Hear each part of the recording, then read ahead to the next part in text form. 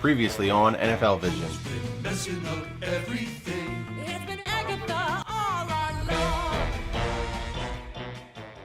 In the upcoming episode of the NFL, we're about to see free agency come in and warp reality as we know it. There's going to be sweeping changes across the league as teams prepare for a reduced salary cap by cutting some of your favorite players and replacing them with alternate off-brand versions of them. I think we're on season 56 now, and the league is still dealing with the after effects of surprise protagonists from last year. We're going to see a lot of 1 to 2 year band-aid contracts signed in the NFL this season as guys try to play themselves into a position to sign a lucrative contract when the salary cap levels off again. The free agency season premiere should be an insane episode, and if you're cool, hit that subscribe button. I might be able to let you borrow my login for the NFL Plus subscription, and if this video gets 2,000 likes before something ridiculous happens in the NFL, I will add a second round, just like how I did with the first mock draft. There's only a week until the legal tampering part of free agency begins, so you can bet that this mock will in fact age poorly, so just enjoy it while it's hot. There are trades in this mock draft, but I don't go into extreme detail about the compensation, rather the logic behind the trade, so just remember these are all for fun. Also, I owe 2 people a copy of Madden 21 from my Super Bowl video. Sorry for not doing this sooner, it slipped my mind in the last mock draft, but I will shout you guys out at the end of the video. Now let's dive into this mock draft.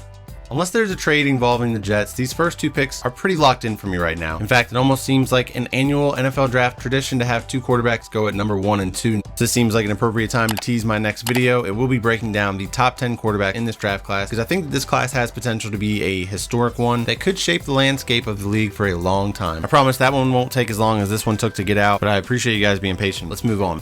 By the way, I've updated the graphics for each team's needs and key free agents, so let me know what you think. Also, there were so many suggestions for the next feature to add. I appreciate all of that. And I added a sneak peek of the 2020 team rankings and previous pick to the Buccaneers pick, so you have to wait to the end to let me know what you think of them. Also, comment what you would like to see added next, or go down and like a comment to push it up the priority list. Some good suggestions I wrote down for my previous mock include NFL comps, college stats, and prospect scheme fits, but I'm open to any other ideas or suggestions. Now, back to the Dolphins. In the last mock, I had the Dolphins take Penei Sewell, and I still believe that is the safest pick here with the highest upside, even if it's not necessarily a need for the Dolphins. And I understand that Miami is kind of a sexy place that likes sexy picks, so I'll indulge in presenting you my first trade of the year. Now, I've seen a lot of people complaining about the number of quarterbacks going early in mock drafts this year. Not that people aren't getting a little bit silly with it, because I saw a mock draft that had 4 quarterbacks going in the top 4. Yeah, that's not happening, but this is a unique year where we legit could have 3 in the top 3. Think about that. You can take Trevor Lawrence out of the mix, and this is still an average to above average quarterback draft class that likely has 2 quarterbacks going in the top 2, like we've seen so many times in the past. Trevor Lawrence just makes this quarterback class stupid deep, but there's another NFC South team that needs a quarterback and have been pretty openly aggressive about it. In my previous mock, I had the Falcons taking Justin Fields at 4, which is a very common scenario that we see in mock drafts, but Panthers owner David Tepper is a smart businessman, and I think the price of trading for a veteran quarterback like Deshaun Watson is not going to make sense when he can trade up 5 spots and land Justin Fields for a first, second, and some change. That's all depending on the market for number 3, but by jumping in front of the Falcons, they can address their future quarterback position while potentially blocking a division rival from finding their future quarterback.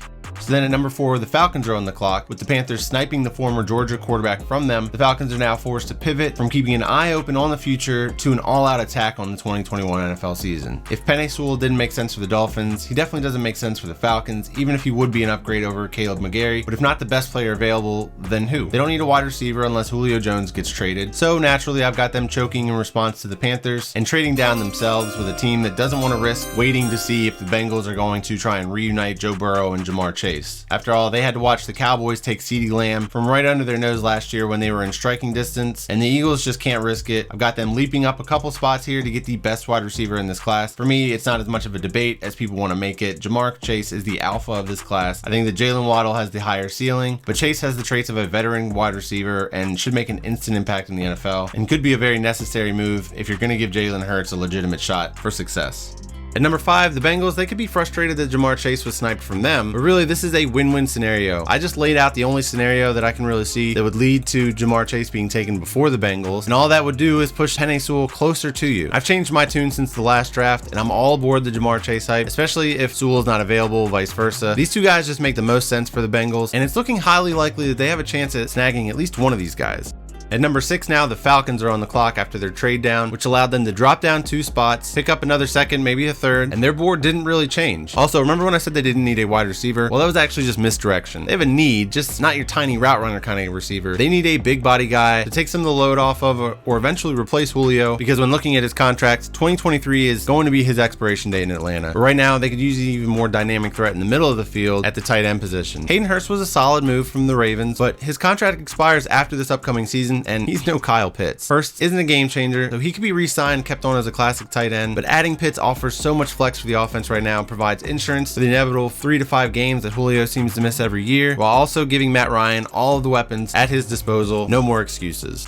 With a new regime taking over in Detroit, we don't have a lot of history to use to predict this lucky number 7 pick. In the previous mock, I went with Jalen Waddle, but when it comes to the wide receiver position, the Lions franchise does have a pretty infamous history here. When you go 1 for 4 on top 10 wide receivers in a 5-year span, it will leave some deep wounds. So I understand the hesitation by Lions fans based on their track record. I also like to switch it up in my mock drafts and not try and maintain too many picks from mock to mock. And in order to switch it up for this one, it feels like I have to reach a little bit. Now, somehow, Mel Kiper is still finding ways to become a focal point of attention in the mock draft community. He did it this year by posting a mock draft where he did not have an edge rusher going in the top 20. The bad part is that I kind of agree with him. This class is actually really deep at the position, but it's all a bunch of second tier guys like a poor man's Von Miller or a poor man's Myles Garrett, and not much in the way of top tier talent. There's definitely no Chase Young in this draft class. But Mel Kiper is infamously wrong, and when I agree with him, I actually have to second guess my own self. I'm still waiting for him to take ownership in saying that he would retire if Jimmy Clausen was a bust, and naturally, an edge rusher will rise to the top. It happens every year, for better or for worse, and I think that Kwity Paye is the guy most likely to make those kind of moves. He's the best poor man's Myles Garrett kind of defensive end in this class, could even offer this defense some flex to play inside. I still love Gregory Rousseau, but I see a lot of people souring on him. I went with Kwity Paye for the local Michigan connection, and I find it hard that Dan Campbell, a real football guy, I can't see him wanting to set the tone with his first draft pick being a guy that opted out. Nothing against those people's decisions, but in hindsight, playing football with COVID ended up not being quite as scary as we might have all originally thought back when these opt-outs were taking place. This is coming from a guy that thought I had to wash my groceries when I brought him home from the store.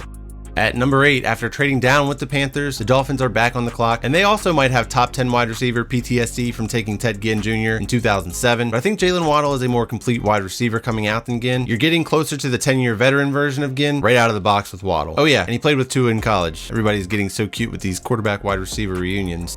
At number 9, we've got the Broncos, and Drew Lock is not one of the quarterbacks I'd put on the carousel just yet, but it wouldn't surprise me if John Elway tossed him there in the last minute. That probably would have to be for Justin Fields, should he fall for whatever reason. I don't see Elway being a small school quarterback kind of guy, but if I'm wrong on that, Trey Lance would be a perfect option and allow Drew Lock to bring his game back up, move on from him later on. But in fact, I think that John Elway is the right kind of guy to overlook some alleged claims of bullying, because, you know, he grew up in a very different era. In the last mock, I had Micah Parsons dropping to the Titans at 22. Felt like I had to do my part by bringing attention to, let's call it the baggage that people like to associate to these kids' names. But until he's proven guilty on those claims, I'm going to focus on the high ceiling of this dude as a football player. I might be too close to the situation, but I think that he kind of reminds me of Jalen Smith, pre-knee injury Jalen Smith, of course, or dare I say, Aaron Curry. Those are two of the best college linebackers that you'll ever see, but their college game actually didn't translate as well to the NFL as we all expected, or at least they weren't utilized as square pegs that most NFL schemes would place into round holes. If somebody can get Micah Parsons to thrive, Vic Fangio would be that guy. This is also worth noting, I went through Fangio's old defenses from the Bears to the 49ers, Texans, Colts, Panthers. Only once has a rookie quarterback started more than a few games for him, and that was Dante Robinson in 2005, which was the Texans' 3rd year of existence. Their roster was pretty depleted. Other than that, it seems like he prefers the old veteran cornerback, so that is part of the reason why I ventured away from what seems like the cornerback market here at 9 and 10.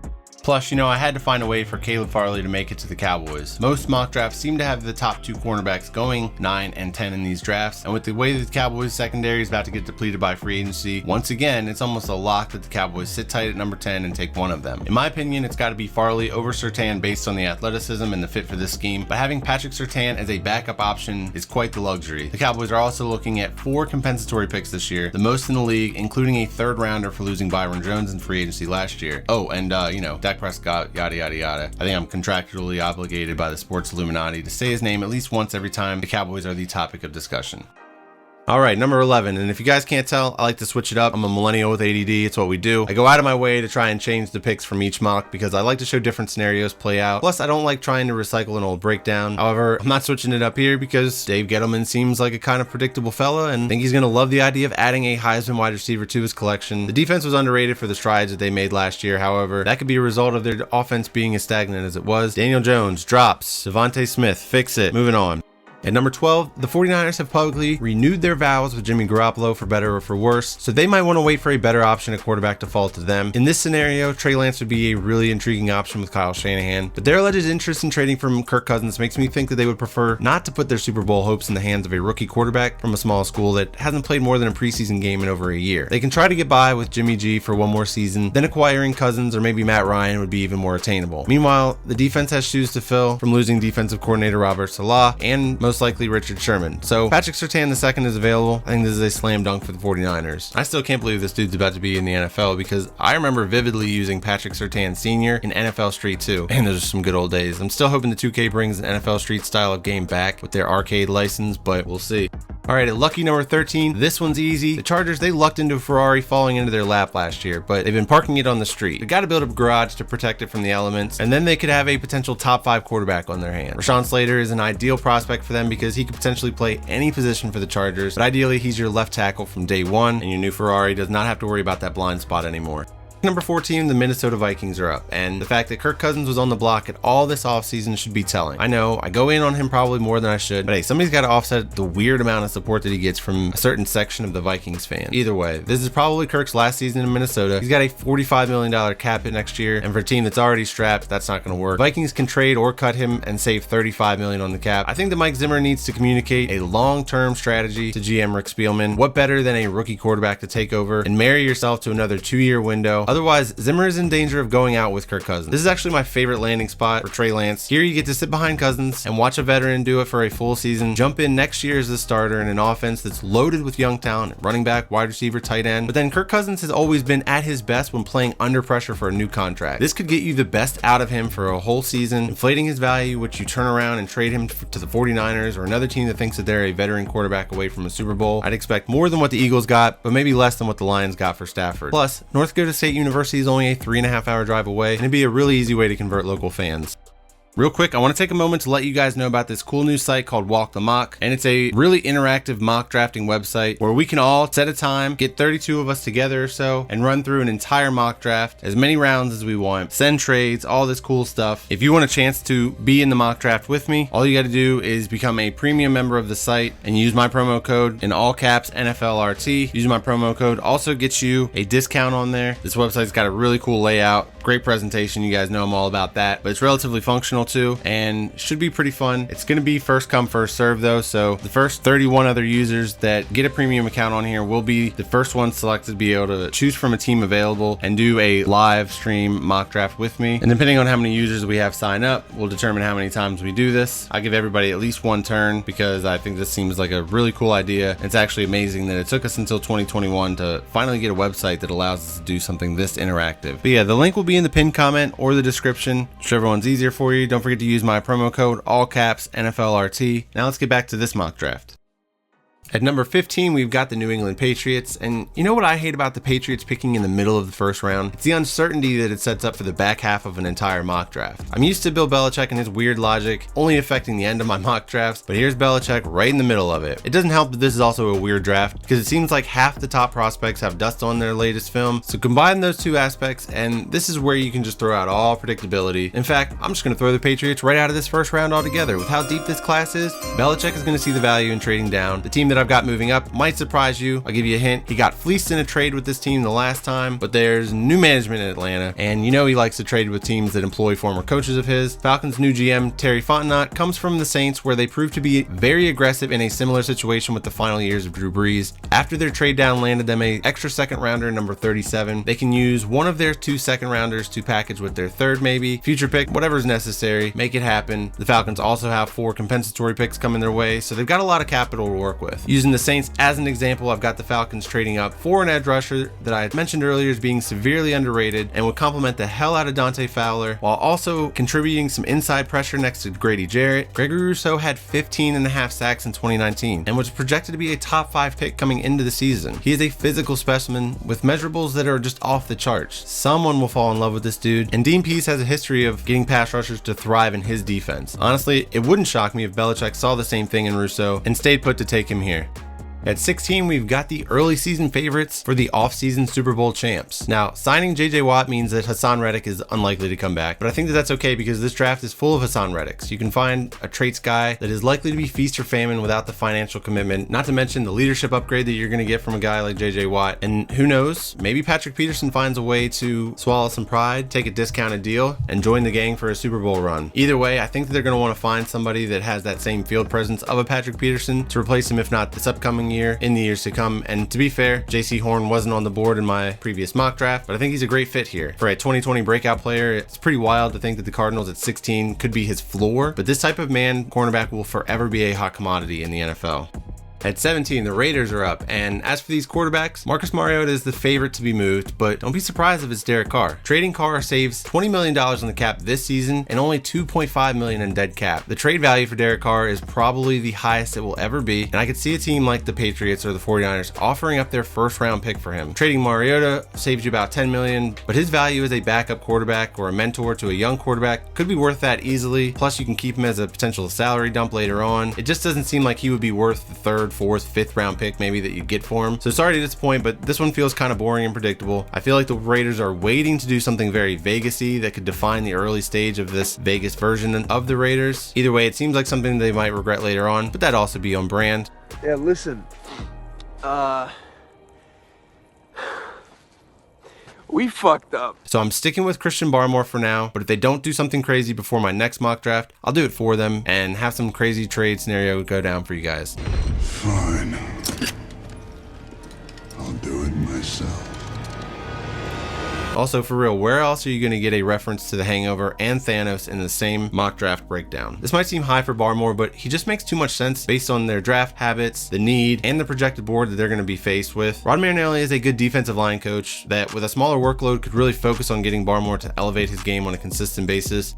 At number 18, we've got the Miami Dolphins. To recap, they have officially released outside linebacker and captain Kyle Van Noy in what was a salary cap move. They've also traded down in this mock draft with the Panthers earlier on to pick up at least a second round pick in this year's draft and use the number 8 overall pick to select Jalen Waddle. This addresses their biggest need with a blue chip prospect. Now they can grab a defender that is quickly rising up my mock drafts every time I run a new scenario, and that's Notre Dame's Jeremiah Owusu-Koramoah, aka Young Jock. Dolphins linebacker Jerome Baker found his niche last year as a blitzer, accumulating 7 sacks. He's only got a year left on his deal, and this scheme needs another guy that you can rely on more in coverage. Jock might never be a stout run defender due to the nature of his small frame, but you could pair him with Baker to create one of the fastest linebacking duos in the league, while also giving them someone to fall back on if they can't get Baker signed long term. But if you're looking for more of a Kyle Van Noy replacement, then Jock is not your guy, and maybe a Zaven Collins or Nick Bolton is more of what you're looking for.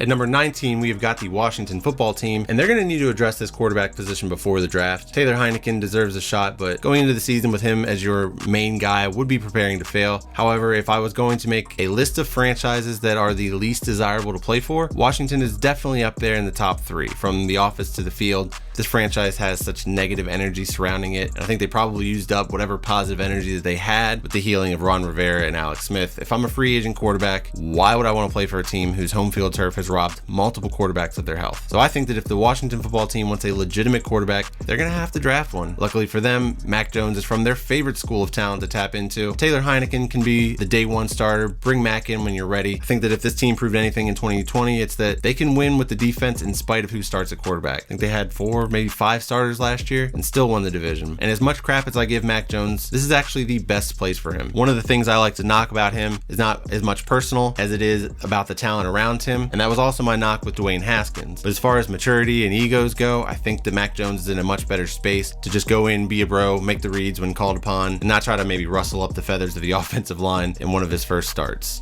At number 20, we've got the Bears, and they are one of the teams that Russell Wilson named in his list of potential trade spots. I don't know if he realizes that they're one of the few teams in the league with an offensive line that might be worse than the Seahawks, but hey, probably mostly just posturing by Wilson, right? Either way, this pick would most definitely be included in a Russell Wilson trade, but assuming that the Bears go with another, I don't know, a more affordable route like acquiring Sam Darnold or Marcus Mariota for second, third round pick or whatever, they need a wide receiver for that guy to pass it to. They've also got Allen Robinson, whom they can franchise tag and use as a bargaining chip in a trade also, but it's time for the Bears to just start over at the wide receiver position. I'm proud to say that I've had Rashad Bateman in the first round all along, and now that he's run a laser timed 4.39 at his Exos Combine, which for those that don't know, this is a Phoenix-based training facility, one of the biggest ones. I think that puts him squarely in the first round. The knock on Bateman was going to be his speed, but after showing that he can put the Jets on, he is in fact the Justin Jefferson of this class. What I mean by that is adding the speed aspect makes him one of the most complete wide receiver prospects in the draft, but it's not necessarily a major part of his game. It just shows you that he is in fact an athlete that can compete at the highest level, and one of my favorite guys to make an instant impact just like Justin Jefferson did. At number 21, we've got the Colts, and their front office is one of the best in the business. They played this Carson Wentz thing perfectly, didn't bid against themselves, and I love the fit. I've been one of Wentz's biggest critics, but the physical talent has always been there, and I believe he's now in a place that can facilitate his redemption story. He's too nice for Philly, and his personality is back in the Midwest where it belongs. But you know what, actually, now that I think about it, by refusing to give him his number 11 jersey, Michael Pittman just big dick nicked him all over again. You know, the number that he's worn since college, and now he's supposed to throw the ball to a second-year wide receiver that owns his... Oh man, I can't. Take back everything I said. I'm kidding. I'm sure Wentz will pick some number like 3 or 16 and related some Bible scripture that's supposed to motivate us all. But Carson Wentz just needs to improve as a leader, hold on to the damn ball, and hit the running backs in the flat with an accurate dump off pass and let the defense and the running backs go to work. Sorry. Old habits die hard, you know. Let's get this goober some protection from the bullies. I mean, the opposition. Virginia Tech's Christian Darrisaw just feels like an Indianapolis Colt. To be honest, he's the exact pedigree they're going to be looking for to replace Anthony Costanzo with. He's an ascending left tackle, which is what you really want. He excelled in a run first offense, which is what the Colts want to do, but still didn't give up a sack all season.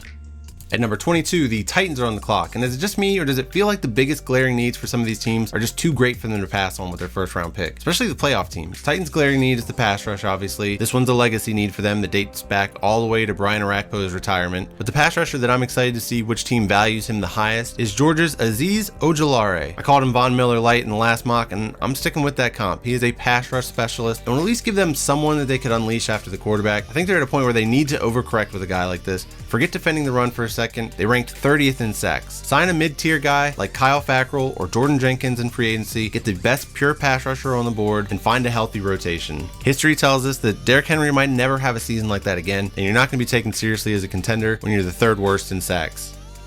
At number 23, the Jets are back on the clock. This is a good time for me to reference my first round running back disclaimer. In my opinion, the first round, or more specifically in the top 20 or so, is too early for any running back that doesn't scream generational player like a Saquon or a Zeke. However, the final 10 to 12 picks present great value for a running back if you feel like you are only a consistent running game away from taking it to the next level. So applying this here, I'm all for the Jets taking a running back at 23 because A, they really need one and they've needed one for a while, and B, this late first round area is good value because you also get the 5th-year option on a guy. But I don't think you can hamstring your new head coach, former defensive coordinator, by not giving him the pieces to build a defense that fits his style. The Jets already have the luxury of having the second pick in the second round to take a running back. You do lose that 5th-year option, but I think it's outweighed by the worth that taking the most impactful defender at 23 can do for you, so you can shape your defense around that guy. Best edge rusher left, in my opinion, is Jason Owe from Penn State. This guy comps to Montez Sweat, and the end of the first round is probably where Montez Sweat would have fell in the draft if he didn't have the NFL Combine to boost him up into the middle of the first. Both guys are comparably raw coming out of college, but that 4.3 speed shows what kind of athlete you're getting at one of the more premier positions in the league.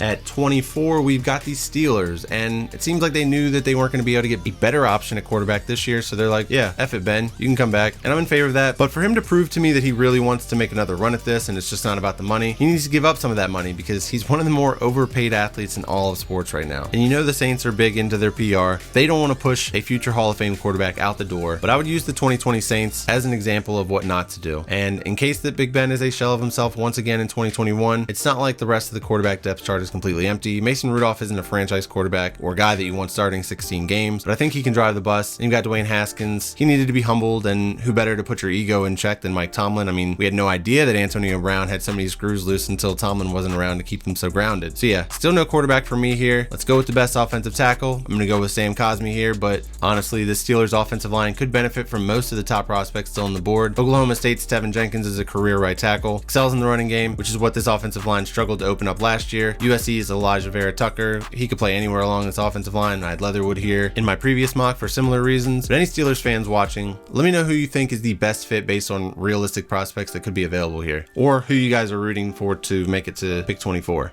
At number 25, the Jaguars are back on the clock. In my last mock, we had them going Trevon Moehrig, and that seems to be an increasingly popular pick for him in other mock drafts. I like to think that I was ahead of the curve there, so like the mock drafting hipster that I am, I had to switch it up, shift back to the Jaguars, focusing on getting another cornerback opposite of last year's number 9 overall pick, CJ Henderson. Urban Meyer is going to want to establish a new culture. Not off to the greatest start, but on the field, I think that starts with the little rivalries within the team itself. So picture this, not only could you have Asante Samuel Jr. and CJ Henderson, both back-to-back first-round cornerbacks battling for the Jaguars title of number 1 corner. And oh yeah, they both hail from rival colleges within Florida. Then you've also got Trevor Lawrence and Asante Samuel Jr., both first-round picks from the same draft class, facing off every day in practice. It always seems like when the team has 2 first-round picks, the earlier pick always casts a shadow on the later pick. By now, we've got all kinds of chips on all kinds of shoulders of these guys. Imagine the reaction in training camp though when Asante Samuel picks off Trevor Lawrence for the first time. You know the saying, iron sharpens iron, and it's nice when it's filling needs also. I'd love to be a fly on the wall of some war room and find out how much do they actually factor this kind of stuff into the selection. Like, do you guys think I'm reaching for a storyline, or would that kind of thing be like a tiebreaker between prospects? I used to work in the mental health field, so the science behind personalities and meshing them together has always been something that really intrigues me when it comes to sports. I think that's part of why I like the offseason so much in the draft process, because on paper and on film, 2 players can look like a perfect complement to each other, but sometimes whether it be an ego or something else that's not tangible can actually be what stops them from thriving together like originally planned.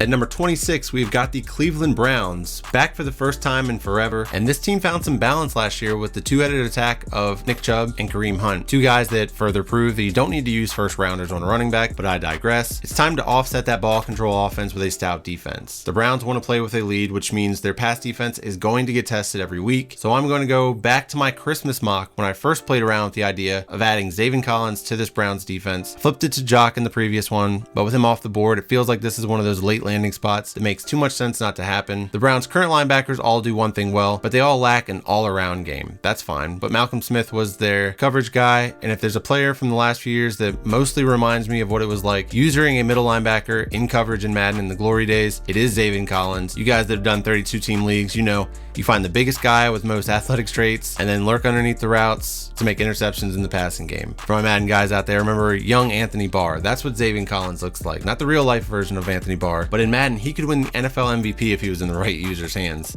At number 27, we've got the Baltimore Ravens, and their right tackle, Orlando Brown, wants to be traded so that he can play left tackle. What a baby. Honestly, I try to be a bridge for Generation Z and the Boomers, but I'm going to go full Boomer here. Good riddance. You don't want the me first players on the squad. Here comes the Boomer part. Remember when you would do something that you know was wrong, and because you knew it was wrong, you didn't ask your parents, and then when you get in trouble, they'd say, well, if you had just asked me, I would have let you do this, and you know damn well they wouldn't have let you do it. That's why you did it in the first place. That's what this is like. Orlando Brown probably could have started the season as the left tackle with Ron Lee Stanley recovering from his injury. If it was a money issue, that's lame because Lane Johnson's making bank. And if it's to quote unquote honor his dad, then I guess, you know, it's coming from a good place. And I don't want to make it sound like I'm trying to speak on behalf of the late Orlando Brown Sr., but I know my dad would tell me to be a team player, get my ass back to the right side and be the best right tackle in the league. And when it comes time for a new contract, if you want to be a left tackle, you go somewhere and be a left tackle. Boomer rant over. From a talent acquisition standpoint, this kind of stuff just annoys me because it's part of that intangible aspect that you can't really account for without getting into the minds of these guys and really breaking down their personalities and stuff. But even then, a pre-draft interview with Orlando Brown would have never been blatant enough to predict that he would eventually have a hissy fit about his position. But let's move on. I know that Ravens fans want a wide receiver or a pass pass rusher here, but this situation only reinforces the Ravens' need to bolster that offensive line. And now they might need to consider an offensive tackle instead of looking strictly along the interior, because without an effective running game, this offense falls apart. I mentioned Tevin Jenkins being a lifetime right tackle at Oklahoma State and a damn good run blocker. If the Ravens can't get Orlando Brown to chill, realize that he might have an opportunity to start at left tackle in 2021, then this is a perfect fit for the Ravens to avoid a drop off on the right side. So let me get this straight. Drew Brees saw us all hating from the sidelines, had his trainer post a video of him working out with the caption, "Something must be brewing," hinting at the possibility of Brees not actually retiring. Never mind the fact that he almost got hit by a car during this little drill, but the best part was seeing Saints fans begging him to retire in the replies. Maybe he heard that Russell Wilson wanted to get traded to New Orleans, and only Brees' ego could waste yet another year for the Saints and possibly a future quarterback, because, Jameis Winston, he'd probably be headed for a place like Chicago. It's just time to let it go, man. I think Brees still ends up retiring, but this attention whore move in February was pretty hilarious. Then you got Michael Thomas adding to the gossip with his endorsement of Russell Wilson.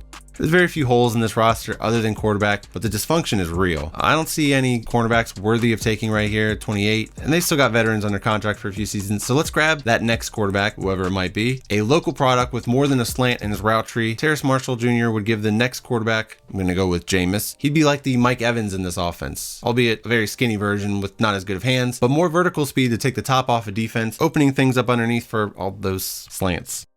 Since Packers fans don't want me to make the easy pick of a wide receiver here, I guess I can dive a little deeper. After all, the Packers salary cap is $5 million in the hole going into free agency, so where they decide to trim the fat will go a long way in determining their first round pick. Using SpotRack's roster manager, I restructured the MVP's contract because he counts $37 million against the cap right now. I also restructured the Smith brothers, left tackle David Bakhtiari, and then cut defensive lineman Dean Lowry, getting the Packers to a clean $9 million in cap space. Easy peasy, right? Well, first of all those guys have to agree to the restructure. Secondly, that's without re-signing Corey Linsley, the #1 rated center in the league according to PFF. He's likely gone in free agency because he's going to command a nice payday. Billy Turner could also be a cap casualty, but he was crucial for the Packers last year. Just had his best season out at right tackle. Elgton Jenkins could potentially slide back to his college position at center, but you'd still have a hole along the interior of the offensive line. You see what I'm getting at? But you prefer that wide receiver now, huh? Research has now convinced me that Elijah Vera Tucker is the best option for the Packers. He could literally play anywhere along the offensive line. I think he's best suited to bump Elgton Jenkins into that center position like I talked about and see if he improves a little there, and Vera Tucker would start at left guard as a rookie, and then heaven forbid Bakhtiari misses any time again, Elijah Vera Tucker could play at left tackle where he thrived at USC in 2020. For the Packers, this is one of the best win now moves while also building a solid foundation for Jordan Love to eventually take over.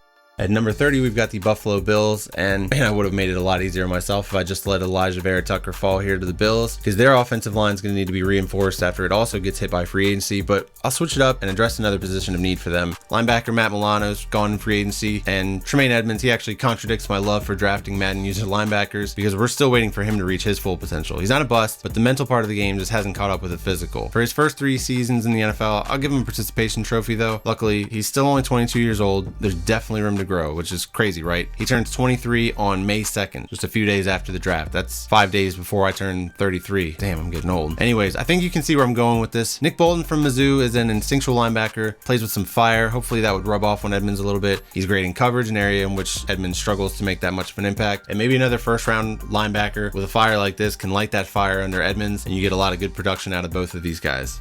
At 31, the future of the Chiefs' offensive line should be their biggest concern right now. That's not an overreaction to the Super Bowl. That's factoring in the severity of Eric Fisher's injury, paired with the fact that only 3 offensive linemen are signed beyond 2021. That's Nick Allegretti, Lucas Niang, and Yazir Durant. Yeah, on top of that, their starting center is a free agent, and Andy Reid used to be really good at picking the big guys in the draft. It was like a running gag in his Philly days. Then he drafted a firefighter from Baylor and Danny Watkins, who was a massive bust, and it was like he began to question everything he knew about drafting offensive linemen. I still think that drafting Eric Fisher #1 overall was an attempt to shake the offensive line yips or something. Turned out no, that was just a terrible draft class overall anyways, but that would be my only hesitation with assuming the Chiefs go offensive line here. So at first I had Alex Leatherwood here. He felt like a clean fit because you're hoping to get Eric Fisher back without a drop off in production, since the poor guy was really starting to elevate his game to an elite level, and Leatherwood projects better to a guard anyways, while also having experience as a championship left tackle for the Crimson Tide. But there are rumors that Eric Fisher could be a cap casualty for the Chiefs, I know. So they could be looking for a new left tackle altogether, or at least somebody that projects better than Leatherwood does as a full-time tackle. Michigan's Jalen Mayfield is a super young, massive human being that I think projects better as a tackle. He might actually be a little too tall to play inside as a guard, but has the stature and all the physical tools that you look for in a left tackle.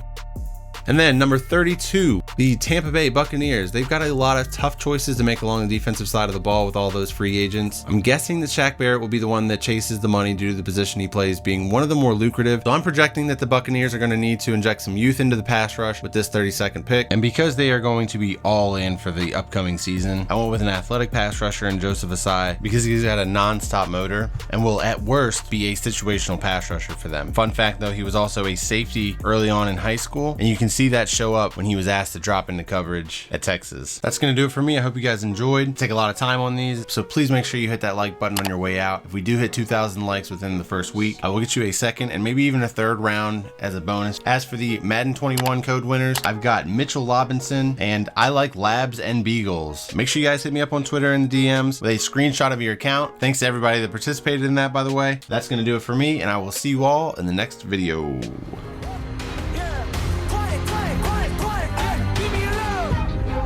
When they debate if we're underrated, we don't post enough on our socials to keep the buzz evading. Let it fade, yeah, let it fade. Once it's decimated, then you drop a song out of nowhere and all